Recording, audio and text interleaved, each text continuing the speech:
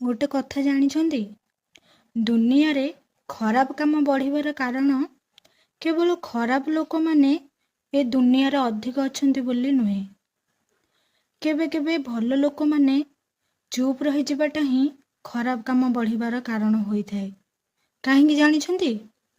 ଯେତେବେଳେ ଯେଉଁଠି ଅନ୍ୟାୟ ହୁଏ ଆମେ ଭାବୁ ଯେ ମୋର କ'ଣ ଦରକାର, ମୁଁ ଚୁପ୍ ରହିଲେ ଭଲ। କିନ୍ତୁ ଆମର ଏହି ଚୁପ୍ ରହିଯିବାଟା ଖରାପ କାମକୁ ହିଁ ଆହୁରି ବଢ଼ିବାର ସୁଯୋଗ ଦିଏ।